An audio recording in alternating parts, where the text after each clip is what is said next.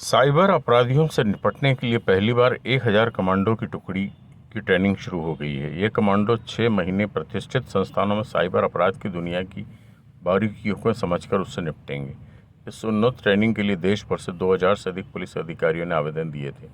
उन्हें लिखित परीक्षा के आधार पर चुना गया। साइबर अपराध के प्रतिष्ठित राष्ट्रीय संस्थानों में उनका प्रशिक्षण हो रहा है।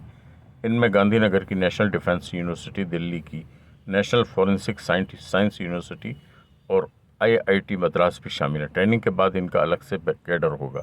आगे की योजना यह है कि केंद्रीय स्तर पर केंद्रीय साइबर सिक्योरिटी फोर्स गठित की जाए, जो दूसरे पैरामिलिट्री बलों जैसी होगी। इन्हें डिजिटल अरेस्ट जैसे मामलों में मौके पर पहुंचकर अपराधियों को दबोचने की ट्रेनिंग भी दी जा रही है। साइबर कमांडो को प्रिवेंटिव मॉडल बनाने की दिशा में भी प्रशिक्षित किया जा रहा है। पिछले साल पुलिस महानिदेशकों के सम्मेलन में शीर्ष अधिकारियों ने कहा था कि साइबर ठगी से निपटने के लिए कॉन्ट्रैक्ट के आधार पर प्रोफेशनल रखने के बजाय इन हाउस ट्रेनिंग देकर अपनी साइबर फोर्स खड़ी की जाए। यह नक्सली समस्या से निपटने के लिए तैयार ग्रे हाउंड की तर्ज पर है। उस समय भी दूसरी पैरामिलिट्री फोर्स लगाई जाती थी जिसे उस इलाके की जानकारी नहीं होती थी। बाद में उन्हीं इलाकों से लिए गए पुलिस कर्मियों की फोर्स बनाई गई।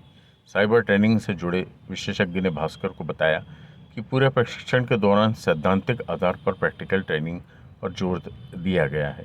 साइबर कमांडो के सामने अतीत की साइबर फ्रॉड और साइबर क्राइम की घटनाओं के मॉडल रखे जाएंगे। उन्हें सॉल्व करने की चुनौती दी जाएगी।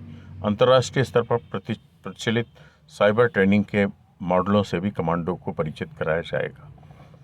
कुल मिलाकर साइबर ठगी देश में एक बहुत बड़ा व्यापार बन चुकी है और बड़े पैमाने पर साइबर ठग लोगों को करोड़ों रुपए लोगों से ठगे रहे हैं। ऐसी स्थिति में यह खबर बेहद महत्वपूर्ण है।